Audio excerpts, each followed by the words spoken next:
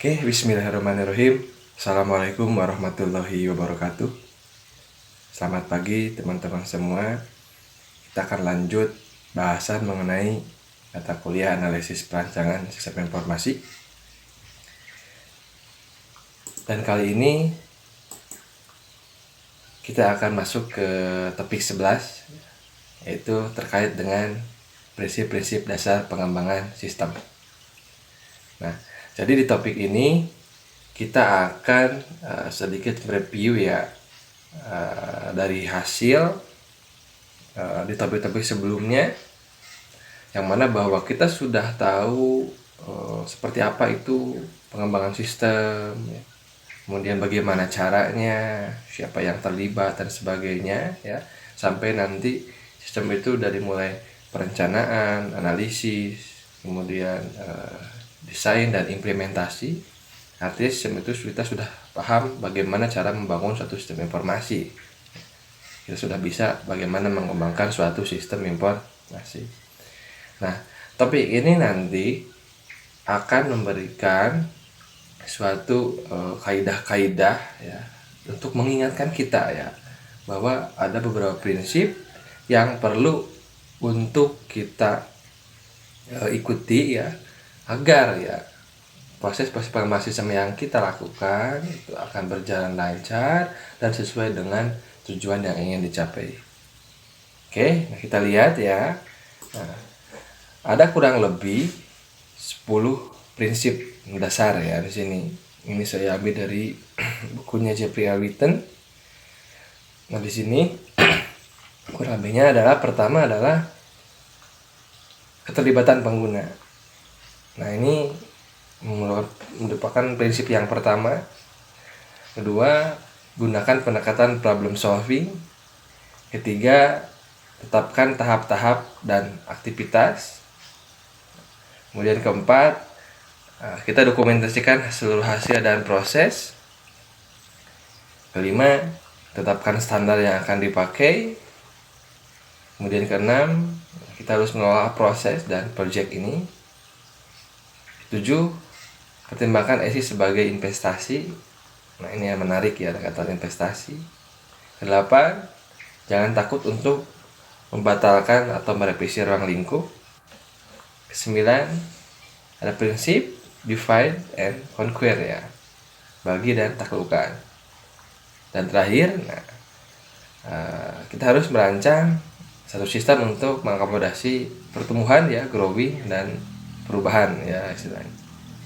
Nah, 10 prinsip ini itu akan membantu kita ya bagaimana kita mengembangkan satu informasi yang baik gitu. Jadi selain dari materi yang kemarin yang sudah kita pelajari, dengan memahami prinsip ini kita akan diingatkan kembali ya apa saja sih yang harus kita perhatikan gitu kan. Oke, baik. Kita akan bahas satu persatu ya. Yang pertama adalah libatkan pengguna. Nah, ini yang sangat menarik ya dan perlu ditekankan bahwa keterlibatan pengguna itu sangat penting dalam membangun sistem informasi. Nah, kita ingat ya bahwa dalam proses pengembangan sistem informasi itu akan melibatkan banyak pihak ya. Orang menyebutnya stakeholder. Jadi pengembangan sistem itu akan melibatkan banyak pihak, banyak orang. Di antaranya ya, ada yang tergolong spesialis IT dan yang non-IT. Itu ya. Nah, kemarin juga di sebelumnya dibahas ada sistem owner, pemilik sistem, yaitu pemilik apakah manajemen atau perseorangan atau korporasi ya. Kedua ada sistem user, pengguna. Nah, di sini lah pengguna itu, dan kenapa pengguna itu sangat penting gitu kan. Dan ada juga sistem analis ya, ada juga sistem designer, sistem builder ya, perancang atau sistem. Nah, yang mana itu orang-orang IT atau IT spesialis. Nah, termasuk di antaranya analis dan programmer lah yang banyak kita pelajari mungkin di perkuliahan kita. Nah, jadi banyak pihak yang terlibat, dan mengapa spesifik ke pengguna gitu kan ya, mengapa spesifik pengguna itu harus dilibatkan. Nah, kita lihat lagi ya bahwa filosofinya bahwa kita itu akan membangun sistem itu untuk siapa, gitu ya, bahwa sistem informasi itu dibangun nantinya itu akan dipakai atau digunakan. Nah, siapa yang menggunakannya? Ya tadi, user tentunya atau pengguna tentunya. Ya. Dan siapa pemilik sistemnya? Ya, sistem tadi itu kalau sudah kembangkan ya adalah pemiliknya atau manajemennya. Sedangkan kita di posisi sebagai analis, programmer ya, atau kita sebagai desainer, nah kita itu hanya membantu sampai mengembangkan. Nanti kalau sudah dipakai, yang memakai siapa? Ya itu. Nah, maka dari itu ya tentunya di sini sudah sangat terlihat bahwa pengguna dan pemilik di sini dia akan menggunakan sistem. Nah, termasuk untuk sistem yang saat ini yang berjalan pun dialah yang mengalami problemnya atau masalahnya. Nah, kita sebagai tim pengembang sistem itu mencari solusinya, gitu ya. Jadi masalah itu yang dihadapi oleh itu pengguna, ya, pemilik, ya. Dan nanti baik yang sekarang ataupun nanti yang berjalan. Makanya nanti yang di pembangunan sistem itu untuk kita cari solusinya. Karena mereka nggak paham cara membangun sistem ya. Pengguna itu nggak tahu cara membangun aplikasi, membangun database. Dia hanya tahu saya punya sistem.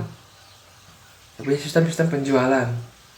Nah, sistem penjualan saya ini tidak bisa mengcover A, B, C, D, dan E. Ada masalah di sana. Nah, siapa yang menciptakan solusinya? Ya tadi, tim pengembang sistem. Tapi ya siapa yang memakai sistem? Yaitu pengguna. Makanya masih dilibatkan. Ya. Nah, makanya nanti dalam salah satu tahapan, baik tahapan planning, analisis, bahkan di desain, user, keterlibatan user itu ada hal yang sangat fundamental. Jadi kita sebagai analis atau programmer atau tim spesialis IT itu ya, kita hanya mencari solusi dari masalah yang dihadapi oleh pengguna. Nah, kita tanya ke mereka, apa permasalahannya? Kemudian kita cari solusi dan kita tanyakan juga, nah ini solusinya bagaimana menurut Anda? Apakah sudah menyelesaikan masalah atau belum? Nah, termasuk tadi tiap tahapan ya, analisis, modelkan sistemnya, lihatin ke user, kemudian masalahnya kita udah rangkum A sampai Z, betul nggak seperti ini klarifikasi. Ini analisis kita seperti ini hasilnya. Kita lihat kembali ke pengguna atau pemilik. Ini ada solusi dari kita, aplikasinya harus beli database-nya seperti ini. Kemudian antar mukanya, apakah sudah cocok seperti ini. Nah, kalau belum kan pengguna misalnya belum cocok. Nah, kita harus berubahnya sesuai keinginan pengguna. Kebutuhan database, aplikasinya, kebutuhan hardware, softwarenya, teknologinya, internetnya, apakah sudah kembalikan ke pengguna. Jadi di sini sangat penting sekali keterlibatan pengguna ya, karena tadi pengguna ini nanti akan menggunakan sistem, memiliki ini nanti akan bertanggung jawab terhadap sistem yang dipakai oleh pengguna. Makanya di sini sangat perlu gitu kan keterlibatan. Nah, tentunya di sini ya kembali ke hasil akhir sistem yang baik itu seperti apa sih? Bagaimana sistem yang baik itu yang seperti apa? Yaitu pada saat sistem yang dibangun itu sesuai dengan kebutuhan pengguna. Nah, itu tadi. Ya, sesuai dengan kebutuhan pengguna. Sistem yang sudah diimplementasikan, diuji, terapan itu sesuai dengan kebutuhan pengguna. Nah, bagaimana cara yang terjadi kalau pengguna tidak dilibatkan? Makanya harus ada keterlibatan pengguna. Nah, tentunya di sini kalau melibatkan pengguna, pemilik dan semua stakeholder, nah ada problem lain yaitu adalah faktor komunikasi. Ya, karena kalau ada salah komunikasi, salah paham, bisa jadi masalah yang signifikan. Ya, ada di sini orang cenderung menentang perubahan dan teknologi informasi dipandang sebagai ancaman. Jadi kalau adanya sistem informasi itu sendiri kan jadi tantangan. Siap enggak sistem yang akan dikembangkan itu dipakai oleh pengguna? Nah, penggunanya bisa enggak memakainya nanti? Ataukah mungkin nanti pengguna takut ya, misalkan gini contoh kasus ya. Ada sistem pembayaran tol secara elektronik. Nah, dulu kan sebelum ada sistem tersebut ya banyak sekali mungkin pemakai sistem pembayaran yang masih manual. yang mana bayarnya itu ke petugas ngasih kembalian gitu kan ya. Pengemudi ngasih kartu tol, kemudian bayar cash, itu kan oleh orang manusia. Nah setelah ada sistem, orang tersebut sekarang sudah nggak ada, udah tergantikan oleh teknologi, oleh sistem pembayaran, karena tidak butuh petugas lagi yang jaga. Nah itu adalah salah satu contoh tadi. Nah kalau misalkan nanti ya pengembangan tersebut dilakukan, otomatis mungkin ada semacam aksi dan reaksi ya, karena banyak khawatir adanya sistem itu malah nanti akan istilahnya pekerjaannya itu hilang. Nah, kemudian teknologi dipandang sebagai ancaman ya, karena tadi contoh adanya Gojek, di sisi ada benefitnya atau keuntungannya, dan ada juga nanti resikonya ya. Jadi sebagai digital sekarang ya, nah itu perlu ada namanya adaptasi user, adaptasi pengguna ya, ada adaptasi pengguna supaya dia bisa survive. Nah kalau tidak, nah tadi itu jadi masalah juga. Nah sehingga di poin ini ya, kenapa kita libatkan pengguna ya, karena tadi sistem yang baik itu adalah sistem yang ketika selesai dibangun dan akan diimplementasikan itu sesuai dengan kebutuhan pengguna, makanya harus libatkan pengguna. Nah bagi teman-teman yang misalkan mengambil contoh, salah satunya adalah kerja praktek nih ya, yang paling dekat, atau nanti skripsi atau tugas akhir yang topiknya membangun satu sistem informasi atau aplikasi bisnis. Nah hati-hati ya, libatkan penggunanya. Jangan misalkan kita kerja praktek, misalkan bikin aplikasi jasa laundry, kita langsung dari mulai planning itu sendiri, analisis, desain, implementasi, baru selesai udah langsung kasihin misalkan ke pihak laundrynya. Nah tidak seperti itu. Nah lakukan pelibatan pengguna, karena apa? Kita butuh data. Kita wawancara dengan siapa? Pengguna kan. Observasi melihat proses oleh siapa? Oleh pengguna, oleh user. Jadi KP pun dari mulai itu Anda harus pelibatan. Nah banyak ya yang di sini yang kerja praktek yang bodong ya, yang jarang melibatkan pengguna, yang dipikir penting kita tahu pokoknya laundry itu ada ini login, terus input laundry, transaksi, ada faktur, selesai gitu. Nah itu adalah yang umum kan. Nah pengguna lah nanti yang akan tahu yang seperti apa terjadi di lapangan, libatkan mereka pada saat paling tidak ada KP, CFC dan yang lain. Oke, nah itu yang pertama. Nah, selanjutnya adalah gunakan pendekatan problem solving. Nah, di sini ya, tadi ya, kita itu sebagai bagian dari yang akan menciptakan solusi. Ya, tim pengembang sistem itu adalah mencari solusi. Nah, makanya di sini ya, selalu gunakan strategi pendekatan problem solving. Ya, apa itu? Ya tadi pertama, pelajari dan pahami masalahnya. Ya, dalam konteks di sini masalah oleh sistemnya. Ya, tadi ya. Jadi, ya tahu masalahnya siapa? Ya tadi pengguna, user, owner, tanya ke mereka gitu. Gunakan teknik pengumpulan kebutuhan atau pengumpulan data. Apakah wawancara? Apakah observasi? Apakah dokumen review, kuesioner? Nah, kita kemudian pelajari dan pahami masalahnya. Apa yang dinyatakan masalah oleh user, owner, nah kita tangkap oleh kita.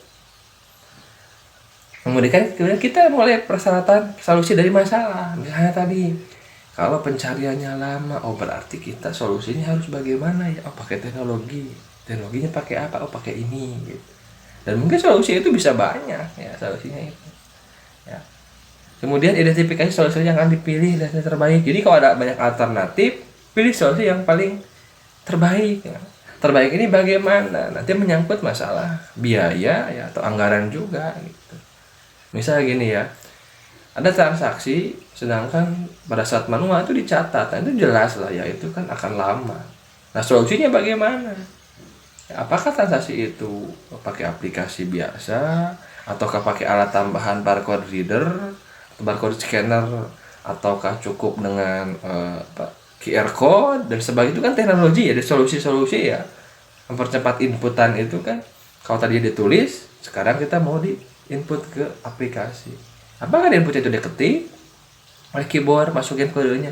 Apakah di scan barcode readernya ya, atau kan mungkin dengan QR code yang di scan. Nah, itu kan solusi-solusi gitu kan. Nah, cari yang mana? Karena apa? Satu sama lain mungkin nanti akan ada perbedaan. Kalau di scan barcode berarti kita harus ada alat barcode scannernya. Ya, kalau dengan QR code berarti ya harus QR code scannernya. Itu perlu biaya kan. Nah, siapa yang membiayainya itu ya itu tadi owner. Siap enggak gitu. Maka di sini identifikasi solusi yang akan dipilih, kemudian pilih solusi yang terbaik. Ya, user yang penting problemnya solve it atau terselesaikan, tapi solusi tersebut tidak memberatkan dari owner. Karena apa? User itu fokusnya itu ke dia masalah, ya. Kemudian sedangkan owner itu nanti supaya masalah itu solve, dia harus menyiapkan budget anggaran untuk baik itu teknologi, aplikasi atau yang lainnya. Yang bayarnya kan di owner. Maka di sini solusi itu pilih yang terbaik bagi semuanya gitu. Dan kita pun bisa sebaik termasuk untuk developer ya, tim pengembang. Nah, kemudian rancang kan solusi untuk melakukan solusi ya, nah rancang. Nah, kemudian nanti amati dampaknya itu. Ya, jadi kalau dampaknya positif ya selesai. Kalau misalkan masih ada belum positif ya kita perbaiki solusi. Jadi dalam proses pengembangan sistem gunakan pendekatan ini. Ya, apapun masalahnya ya selama tadi komunikasi lancar, pengguna dilibatkan ya, user dan juga owner, nanti pendekatan ini gitu.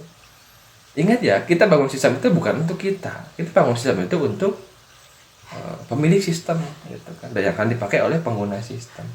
Jadi kita gunakan ini.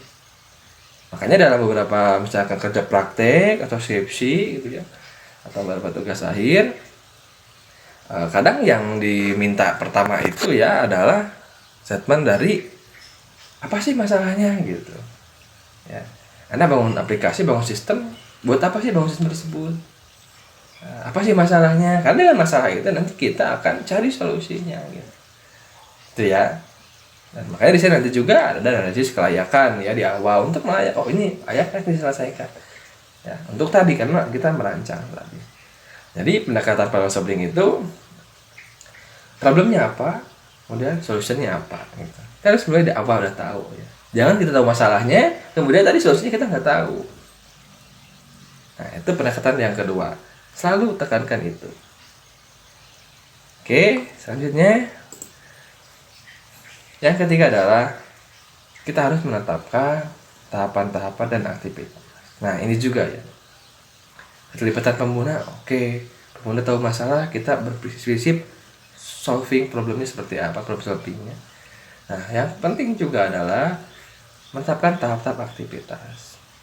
Nah, kenapa ini penting? Karena kalau kita mau membangun sistem, nah, supaya kita teratur, kita terukur, dan juga kita akan jelas tahap proses dari awal sampai akhir, maka kita harus menetapkan tahapannya. Makanya ada istilah SDLC. Ya, tahapan SDLC seperti apa? Di sini ya terlepas dari bahwa para ahli membagi proses pengembangan sistem itu ke dalam urutan yang berbeda. Kemudian baik itu menurut Hanif Al-Fatah atau menurut Kendall, menurut Jeffrey Witten gitu kan ya. Jadi memang tahapannya itu istilahnya itu tidak baku misalkan ya. Misalkan kayak kemarin yang saya ajarkan, saya pakai 4 tahapan ya. Planning, analisis, desain, implementasi. Nah, itu memang tidak baku dalam artian banyak referensi lain. Nah, contohnya seperti ini ya. Nah, yang 4 saya pakai yang Roni Satriwahono ya, dan sama yang Jeffrey, yang di Nemi penamaannya aja yang berbeda. Atau Sutabli dia punya 5 tahapan. Investigasi, analisis, desain, implementasi. Hanif Al-Fatah juga dia 6. Kemudian Hena ada 7. Nah, memang ya di sini dikatakan bahwa tahapan itu bisa banyak. Ya, ada yang 4, 5, 6. Itu silakan. Yang penting Anda punya standar yang akan diikutinya. Anda mau ikutin yang mana? Sekarang kalau yang Kendall, yang 7 tahapan, berarti tahapan pertama adalah identifikasi masalah, peluang, tujuan. Nah, itu. Kedua, prasyaratnya, analisisnya, rancangnya, kemudian codingnya gitu, seperti itu. Nah, jadi yang penting ya kita punya tahapan, kan tiap tahapan nanti punya aktivitas, sehingga kita akan dipandu gitu. Jadi ada dasar bagi kita untuk membangun satu sistem itu karena kita punya tahapan-tahapan yang jelas. Ya. Misalnya ya Anda mau pakai yang manapun itu silakan ya. Nanti kalau ada dalam membangun sistem atau membangun aplikasi bisnis ya. Pas saya mau pakai 5 tahapan. Ya mangga gitu, tapi ikutin tahapan itu. Karena kurang lebihnya ya kalau saya lihat ya, rangkumkannya lihat nih. Dari yang dalam tanda petik ya, dari yang 7 ini ya misalkan ya saya kesamaan dari yang 4 dengan yang lainnya. Misal di sini ya planning dengan permulaan itu mirip, investigasi, proyek, inisiasi, perencanaan ini tuh sama dengan mirip dengan planning, perencanaan, analisis, desain, kemudian rancang desain. Nah implementasi ini mungkin yang beda. Kalau di Jeffrey dan Romi implementasi di sini itu ya di dalamnya itu ada juga pemeliharaannya, ada juga pengujiannya. Nah ini dipisahkan karena dia kembangkan atau coding perangkat lunak kan, aplikasi, uji dan implementasi atau maintenance seperti itu ya. Jadi kalau lihat dari gambarnya sebenarnya ada semacam hampir kesamaan, hanya di beda-beda membagi jumlahnya. Nah, kenapa sekali lagi perlu ditetapkan? Jadi supaya nanti Anda bisa membagi tim. Karena masing-masing perlu skill yang berbeda. Pada saat planning, yang terlibat siapa? Pada saat analisis, yang terlibat siapa? Desain, database ada database designer, application designer atau web designer. Pada saat coding ada programmer, application programmer, database programmer, ada network administrator. Dan seperti itu. Jadi memang tahapan ini akan memandu kita sehingga kita tidak ngasal gitu. Ya. Tidak misalkan kalau sesuatu kita punya ada rencananya, jadi kita ikutin itu. Ya. Nah, tahapan-tahapan ini nanti yang akan dikerjakan dengan metodologi yang nanti pun tetap dikembalikan bebas ya. Jadi tahapan-tahapan di sini juga nanti metodologinya juga silakan. Apakah mau pakai waterfall, mau pakai Scrum, mau pakai prototyping atau pakai phase development, itu silakan. Ya. Jadi yang penting Anda punya tahapannya, ikutin itu, ya. Kemudian metodologinya mau pakai waterfall atau apapun itu adalah hanya cara mengerjakan dari tahapan ini. Ya, jadi tidak ada yang baku-bakuan misalkan, oh sekarang itu harus pakai Scrum, harus pakai prototyping, atau harus pakai phase development, itu nggak ada ya. Seperti itu. Jadi itu silakan sesuai dengan kebutuhan. Tapi harus menentukan metodologinya apa dan SDLC-nya yang berapa tahapan ini. Itu mesti. Ya. Jadi mesti menentukan tahapan ya. Misalkan saya pakai yang 5 yang ini, kemudian saya mengerjakannya pakai waterfall. Saya mengerjakannya pakai phase development atau prototyping. Mana? Ya, tidak ada baku. Termasuk dari saya sebagai dosen APSI tidak mewajibkan untuk memilih mana yang ini enggak. Itu saya gunakan sesuai dengan kebutuhan. Hanya pastikan tiap tahapan ini nanti dalamnya ada aktivitas kan. Nah, desain itu mendesain apa? Mendesain A, B, C, terus implementasi A, B, C. Nah, aktivitas di dalamnya gitu. Jadi yang wajib itu ada tahapan, ada aktivitas di dalam tahapan tersebut. Ya, kemudian metodologinya pilih juga mau yang mana sesuai dengan kebutuhan, sesuai dengan yang di lapangan itu seperti apa. Oke itu ya. Jadi itu yang prinsip yang ketiga. Kemudian prinsip yang keempat adalah dokumentasikan seluruh proses dan hasil. Ya. Nah, ini yang juga penting gitu kan. Ya mungkin ini di pemjabaran kemarin di sebuah topik yang sebelumnya kita fokus ke misalkan bagaimana cara ngebangun sistem informasi. Nah, misalnya di sini ada pertanyaan, kapan kita mendokumentasikan program? Nah, biasanya ya setelah selesai menulis program. Ya. Ini kalau kita mau bikin aplikasi, misalkan aplikasi login, nah kita kan ada merancangnya, kemudian dokumentasikan si aplikasi itu setelah selesai. Ya. Nah, padahal ada tanda petik di sini ya tantangannya, berarti kita tahu ya, tapi dokumentasi itu setelah selesai. Nah, kita tahu ada kondisi lain, misalkan gini ya. Dalam membangun satu sistem informasi ya melibatkan banyak stakeholder termasuk internal dari developer itu ya. Di sini stakeholder datang dan pergi. Artinya tim yang Anda misalkan Anda ngebangun sistem dengan tim 10 orang, waktunya misalkan 6 bulan. Apakah Anda yakin yang 10 orang ini tuh akan terus bertahan sama 6 bulan? Apakah kita ya tidak, artinya misalnya yang 10 itu dibagi kan, satu project manager, satu analis misalkan, dua analis misalkan. Ada analis, kemudian ada programmer 3 orang, database berapa orang, jaringan, di totalnya ada 10 orang misalkan. Nah, apakah Anda yakin selama 10 orang itu, selama 6 bulan itu akan terus ada? Ya, ingat, mungkin orang bisa promosi jabatan atau naik misalnya kalau di jabatan, dia pindah tim, atau dia bisa cuti. Kalau perempuan pada yang misalkan hamil, melahirkan, atau cuti sakit dan sebagainya. Kalau laki-laki ya, atau mungkin dia yang diberhentikan. Berhenti itu bisa mundurkan diri dari proyek, atau kemudian dia juga bisa dipecat, atau dia pindah kerja, atau bahkan dia mungkin meninggal. Kan itu suatu kemungkinan dalam yang terjadi pada orang. Ingat, aspek S itu kan orang bisa ada, bisa tiada, bisa datang, bisa pergi. Nah, artinya di sini ya bahwa tim itu pun yang Anda bangun itu kan otomatis bisa jadi misalkan Anda punya seorang UI UX misalkan, desainer, satu orang yang sebagai UI UX. Anda pada saat desain dia bantu ya mungkin dan sebagainya. Kan ada data mentahnya, data hasilnya gitu kan, ada prosesnya, data yang diproses ya, ada hasilnya. Mungkin yang Anda terima hasil rancangan loginnya, rancangan inputnya, rancangan outputnya gitu kan. Misalkan udah jadi file, maaf file image-nya dan sebagainya. Tiba-tiba dia misalkan meninggal atau keluar. Nah, apakah dia mendokumentasikan prosesnya, file-file dan diserahkan ke tim gitu kan. Nah, ini kan pentingnya desainnya. Jangan sampai ada orang yang pergi, orang yang keluar, tapi setelah itu istilahnya dokumen-dokumennya itu nggak tersimpan, nggak terkumpul. Nah, kalau orang itu nggak ada, nanti kita nanya, kita ada orang yang menggantikannya, misalkan gini, bukan masalah orangnya ya. Orang bisa dicari misalnya. Ada UI UX yang tadi udah merancang desain banyak gitu kan ya, udah kebutuhan, siap implementasi ya. File oke. Misalkan beberapa file ada. Setelah itu dia keluar, pergi, bisa dihubungi. Anda memang bisa mendatangkan UI UX yang baru. Tapi masalahnya adalah setelah itu ya, UI UX tersebut dokumentasi yang lama itu bagaimana? Apa harus buat ulang?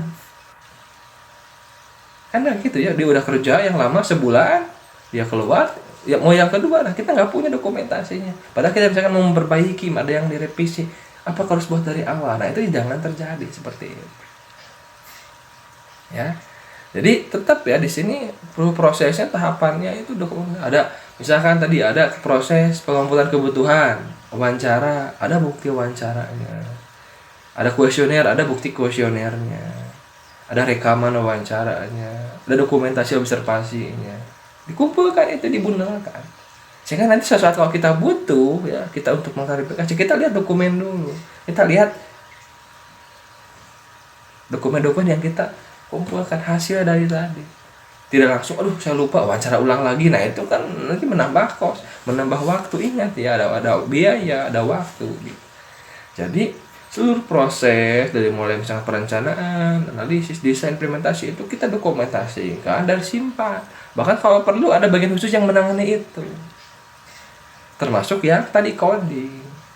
Coding itu apa? Misalkan gini, Anda buatkan standar penamaan misalkan variabel. Kemudian sintak-sintak misalkan sebelum ada perubahan. Jadi misalkan gini, aplikasi versi 1 misalkan. Ini codingnya. Aplikasi versi 2. Nah, ini codingnya, dokumentasinya misalkan ya apa source kodenya, kemudian apakah algoritmanya kan gitu. Nah, itu jangan misalkan disimpan yang akhir aja, nanti kita versi 1 kita punya dokumentasi, versi 2. Sehingga nanti kalau ada kesalahan perubahan, kita bisa kembali ke yang lama, ada dokumentasinya. Jadi seluruh proses dan hasil. Ya, jadi minta di sini ada tim yang bertanggung jawab untuk itu. Karena apa? Karena tadi ya menghindari kita kehilangan waktu karena ada orang yang tidak terlibat dalam tim lagi, dan pekerjaannya itu ya nggak ada dokumentasinya, itu yang jangan terjadi. Ini harus didokumentasikan seluruh proses dari mulai A sampai akhir sampai selesai. Oke, itu ya. Kurang lebihnya seperti itu. Nanti contoh lain sebenarnya banyak gitu ya. Yang kelima ya, tetapkan standar yang akan dipakai.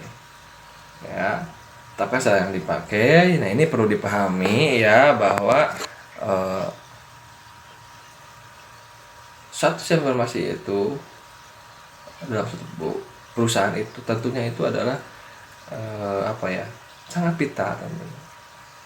Nah, misalkan kita satu organisasi itu, saya mau di STIMIK itu punya sistem informasi ya, ada sistem keuangannya, akademiknya, PMB-nya, ada misalkan sistem perpustakaannya, ada sistem misalkan yang lainnya lah ya, untuk proses-proses yang lain. Nah, itu kan banyak sistem ya dalam suatu organisasi. Nah, yang sempurna itu yang bagaimana? Itu adalah yang terjadinya integrasi, interaksi antar sistem. Nah, tapi di sini ini definisinya bukan tidak bisa ya, bisa. Hanya sulit. Sulit itu apa? Butuh komitmen, butuh blueprint, ya, dan butuh rencana yang baik pada saat mengembangkan sistem. Makanya di sini ya untuk mencapai integrasi itu perlu namanya arsitektur dari teknologi informasi itu. Dengan caranya bagaimana? Tetapkan standarnya. Nah, ini ya yang terjadi yang mungkin di beberapa organisasi dan juga mungkin di beberapa pemerintahan kita juga ya sama ya. Misalkan apa? Pada saat membangun sistem, nanti kita bisa mengusulkan ke owner sistem ya, karena kalau pengguna sih kan memang nggak hanya masalahnya solvit, tapi masalah arsitektur itu ini masalah nanti nyangkut itu ke cost, biaya biasanya itu, teknologi. Misalkan database-nya itu pakai apa sih, DBMS-nya itu? Apakah yang gratisan, MySQL gitu kan, PostgreSQL, atau yang berbayar? Misalkan Microsoft SQL Server atau Oracle. Ya, platformnya apakah mau Windows, mau Linux, perangkat lunaknya apakah dibangunnya mau Visual Studio, PHP, DP, atau mukanya mau Windows atau web ya, atau misalkan Windows, web, HTML, atau misalkan mau mobile kan. Nah, kenapa mesti ditetapkan? Karena nanti gini ya, sering terjadinya satu sistem informasi itu, contoh gini, di sistem perpustakaan itu dia berbasis web, pakai PHP, database-nya MySQL. Di keuangan misalkan pakai Visual Basic PBNet, database-nya pakai Access gitu kan. Misalkan di PME dia pakai Java, dia pakai misalkan PostgreSQL. Nah, itu kan beda-beda DBME, beda-beda aplikasi. Nah, nanti masalah data itu nanti yang mengintegrasikan itu akan menjadi tantangan. Apalagi kalau software itu berbayar. Misalkan tadi yang satu DBMS-nya Oracle, bayar ke Oracle lisensi ini. Yang satu SQL Server beli lagi. Nah, itu kan sudah harus beli berapa lisensi. Nah, masalahnya kan kenapa nggak mesti dibuat satu aja gitu kan. Dalam artian kita akan menghemat dari sisi pembiayaan untuk pembelian lisensinya. Kedua adalah mempermudah masalah integrasi gitu. Ya. Jadi kenapa ditetapkan? Sehingga nanti kita mengharapkan ke pengembangan sistem tersebut itu kita tidak asal-asalan memilih misalkan yang penting di BMSM itu misalkan A gitu kan. Enggak ya, bukan masalah gratis itu bagus ya. Kadang bisa belum tentu ya kalau untuk case yang lain bahwa gratis itu misalkan enggak belum lebih baik misalkan dibanding yang berbayar. Yang berbayar pun belum tentu bagus dibanding yang ini, karena nanti ada masalah biaya. Tapi penetapan misalkan standar ini tuh penting gitu kan ya. Karena apa? Karena adalah tanpa adanya sistem IT, tiap sistem yang dibangun, aplikasi yang dibangun itu platform yang berbeda. Itu akan mempersulit integrasi. Dia juga akan menjadikan biaya boros. Ya. Kenapa biaya boros? Kenapa misalkan ini karena tadi banyak yang harus dipakai. Nah, ini termasuk juga dengan hardware software ya. Ini tidak hanya terkait standar itu dengan software, hardware juga. Misalkan punya printer. di bagian akademik printernya Epson, di bagian perpustakaan printernya Canon, di bagian PMB keuangan HP misalkan. Nah itu udah beda-beda merek printer, sehingga kalau misalkan yang satu rusak ya harus ke servis ini, yang ini rusak ini, yang ini rusak ini beli tinta, kita harus punya stok misalkan 3 tinta untuk Epson, untuk Canon, untuk HP. Nah kenapa kita nggak buat satu aja, misalkan kita buat standar, udah kita ambil yang paling ini misalkan produk A printernya itu, sehingga nanti kita punya stok ya di semua tempat itu, semua produk printernya ada sekian printer, ada stoknya sama cadangannya, kemudian ada juga stok tintanya juga yang sama cadangannya dan bisa dipakai di semua. Kalau tadi kan harus ada tinta A, tinta B, tinta C, itu ya, termasuk masalah hardware, scanner, apalagi printer. Nah kita tetapkan standarnya, sehingga apa? Sehingga nanti kita tidak boros biaya dan tidak mempersulit kalau ada troubleshooting. Itu ya, sama ya di platform misalkan tadi kita pakai komputernya itu mau Linux, Windows semua itu. Jangan misalkan dicampur, ada yang komputernya itu Mac OS, ada yang Windows, itu nggak terlalu bagus juga sih kalau si hardware ya. Karena apa? Karena nanti akan menambah biaya maintenance-nya, atau biaya pemeliharaan dan perawatan. Nah, oke, jadi kurang lebihnya jadi kita stop kan gitu kan ya, kan nanti apa? Sistem kita itu akan lebih sangat besar. Mungkin Anda nggak bangun sistem yang kecil gitu kan. Kalau misalnya perusahaan yang besar itu sistem itu akan banyak. Ya, itu yang terjadi. Oke, dan yang terjadi itu pun yang terjadi misalkan di pemerintahan kita. Ada satu pemerintah, satu dinas ya, dia punya sistem. Dinas lain punya sistem, dan punya sistem. Kadang itu nggak terbuat semacam arsitektur yang terintegrasi. Dinas A punya aplikasi A, aplikasi B, database A, database B, hardware A, hardware B, yang lain sama. Karena bisa jadi fokusnya itu adalah bukan ke integrasinya atau bukan ke pemeliharaan, tapi ke proyeknya. Nah, tanda petik di sini ya. Padahal kalau kita lihat tadi ya, kenapa nggak bisa suatu pemerintahan itu kita cari satu developer yang memang handal, satu vendor yang ini kita pilih, sehingga nanti sama, pengadaan sama, stoknya sama, ya nggak mesti ini gitu. Sama tidak melanggar regulasi tentunya gitu kan, sehingga nanti apa, kita ada trouble mudah. Nah kita kan sering terjadi sistem di instansi A, instansi B gitu, datanya hampir sama ya, tapi tidak terintegrasi ya, seperti itu ya. Jadi contohnya misalkan apa ya, misal contoh gini, kita punya di data ya, kita punya namanya IKTP, saya data tanda tangan, scan retina, kemudian paste foto dan sebagainya di data. Kita punya data di Kemendagri. Ada lagi kita pas bikin SIM ya ke kepolisian, di data lagi sidik jari, tanda tangan, mungkin foto kita di data lagi. Kemudian apa lagi, kita mau ke imigrasi ya, mau bikin paspor, kita sama di foto lagi, di scan sidik jari lagi, tanda lagi. Itu kan 3 data yang sebenarnya itu sama, mungkin milik warga ya, baik di Kemendagri, IKTP, di SIM dan di paspor, itu kan datanya sama salahnya. Tapi masing-masing punya data masing-masing gitu. Nah, kenapa sih nggak diintegrasikan? Ya, jadi dasarnya dari KTP, nanti kepolisian tinggal ngambil ya, verifikasi aja, jangan ada penyimpanan lagi gitu. Sama juga di paspor dan juga yang lainnya gitu. Nah, di kita kan masing-masing punya data sendiri, punya sistem sendiri, punya aplikasi sendiri. Sehingga kalau di dalam konteks ini boros nggak buat anggaran. Di sini harus ada alat untuk foto, di sini ada. Coba kalau cuma cukup satu, dia tinggal hanya ngambil aja. Nah, cuman ini memang perlu menjadi pemikiran yang sangat level high level gitu. Nah itu yang terjadi ya. Dan ini pun yang harus dihindari ketika Anda nanti misalkan nggak bangun sistem untuk suatu organisasi atau perusahaan. Yang mana di sana misalkan banyak sekali sistem-sistemnya. Nah, pertimbangkan masalah standar yang akan dipakai. Standar database, standar aplikasi, standar dari hardware, dan yang lainnya. Oke.